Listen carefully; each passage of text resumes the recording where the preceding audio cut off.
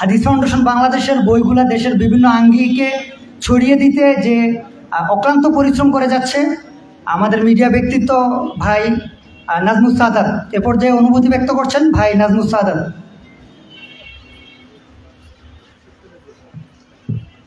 আসসালামু আলাইকুম ওয়া রাহমাতুল্লাহি ওয়া বারাকাতুহু। ইন্নাল হামদুলিল্লাহ ওয়াসসালাতু ওয়াসসালামু আলা রাসূলিল্লাহ আম্মা বা'দ। ফাআউযু বিল্লাহি মিনাশ শাইতানির রাজীম। বিসমিল্লাহির রহমানির রহিম। বই পড়লে ভালো এবং মন্দ পার্থক্য নির্ণয় করতে সহজ হয়ে যায়। শুকরিয়া আদায় করছি আল্লাহর, যে আল্লাহ সুবহানাহু ওয়া তাআলা ইসলামী ফাউন্ডেশনের উদ্যোগে আন্তর্জাতিক ইসলামী বইমেলার যে আয়োজন করার সুযোগ করে দিয়েছেন। এবং আরও শুকরিয়া আদায় করছি আল্লাহর, যে আল্লাহ সুবহানাহু ওয়া তাআলা ইসলামী ফাউন্ডেশনের মাধ্যমে হাদিস ফাউন্ডেশনের একটি স্টল এখানে নেওয়ার সুযোগ করে দিয়েছেন। মোবারকবাদ জানাচ্ছি ইসলামী ফাউন্ডেশনকে। ইসলামী ফাউন্ডেশনকে মোবারকবাদ এই জন্য জানাচ্ছি যে হাদিস ফাউন্ডেশন তাকে যে স্টল নেওয়ার সুযোগ করে দিয়েছে। হাদিস ফাউন্ডেশন থেকে প্রকাশিত যে বইগুলি মানুষকে যে পরিমাণে ইলমি খেদমত করে যাচ্ছে, প্রকাশিত যে বইগুলি দলিল ভিত্তিক যে ইসলামী বইগুলি মানুষকে দিয়ে যাচ্ছে, এই বইগুলি মানুষ পাওয়ার মাধ্যমে মানুষ এভাবেই নিজের অভিব্যক্তি ব্যক্ত করে যে আমরা অন্যান্য বই পড়েছি, অন্যান্য প্রকাশনীর বইগুলো পেয়েছি, কিন্তু হাদিস ফাউন্ডেশন থেকে প্রকাশিত যত বই পেয়েছি প্রতিটা বইয়ের মধ্যে দলিল এত বেশি যে আমরা আশ্চর্য হয়ে যাই যে যদি বুখারী, মুসলিম, আবু দাউদ, নাসাই, তিরমিজি যত হাদিস গ্রন্থ আছে, প্রত্যেকটা হাদিস গ্রন্থে বিভিন্ন বিষয় যেগুলো ফুটিয়ে তোলা হয়েছে এবং ওই বিষয়ের আলোকে যে বইগুলি সুন্দর করে একসাথে করা হয়েছে, এই বইগুলি যদি আমরা দলিল দেখি কোরআন এবং হাদিস থেকে, তাহলে কমপ্লিট দলিল পেয়ে যাবে ইনশাআল্লাহ।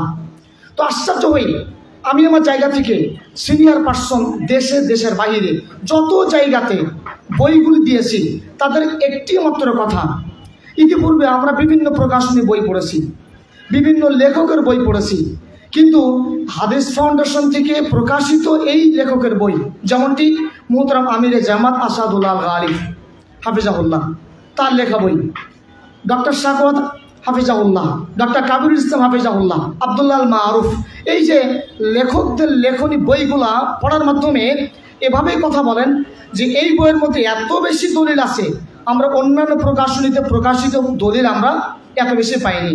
তা আমি মনে করি হাদিস ফাউন্ডেশন থেকে প্রকাশিত বইগুলি আমরা যদি মূল্যায়ন করি, তাহলে ব্যক্তি জীবন, পারিবারিক জীবন আর রাষ্ট্রীয় জীবন প্রতিটি সেক্টর ইনশাআল্লাহ উপকার দিবে। কারণ হাদিস ফাউন্ডেশন থেকে প্রকাশিত বই শুধু ব্যক্তিকে পরিবর্তনের জন্য লেখে না, শুধু পরিবারকে পরিবর্তনের জন্য লেখে না, তারা যে বইগুলি প্রকাশ করে ব্যক্তি, পরিবার, সমাজ, রাষ্ট্র কীভাবে চালাতে হবে সেই পর্যন্ত কমপ্লিটভাবে আলহামদুলিল্লাহ তারা বই কোরআন এবং হাদিস থেকে রেফারেন্স ভিত্তিক প্রকাশ করেছে, যেটা ব্যতিক্রম আলহামদুলিল্লাহ।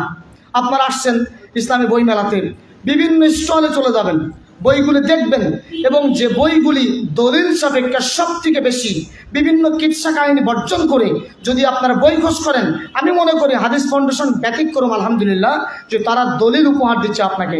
তাই আসুন আমরা কোরআন এবং সুন্নাহকে মূল্যায়ন করে এবং আমরা দলিলকে মূল্যায়ন করে আমরা জায়গা থেকে ব্যক্তি, সমাজ, পরিবারকে যেন সুন্দরভাবে গড়তে পারি ইসলাম দিয়ে। আল্লাহ তাআলা আমাদের সে তৌফিক দান করুন, আমিন। এবং হাদিস ফাউন্ডেশনকে কবুল করুন। হাদিস ফাউন্ডেশনকে শুধু দেশে নয়, দেশের বাইরে যে পরিমাণে তাদের বইগুলি, লেখনী বইগুলি পৌঁছে যাচ্ছে, আমি আশ্চর্য হই যে আগামী 10 বছর ইনশাআল্লাহ, আগামী 10 নয় 5 বছরের মধ্যে হাদিস ফাউন্ডেশন লেখনী বইগুলি পৌঁছে যাবে এবং মানুষের পরিবর্তনের জন্য, ইলমি খোরাকের জন্য বড় একটি জায়গা ইনশাআল্লাহ দখল করবে। আল্লাহ কবুল করুন, আমিন। আসসালামু আলাইকুম ওয়া রাহমাতুল্লাহি ওয়া বারাকাতুহু।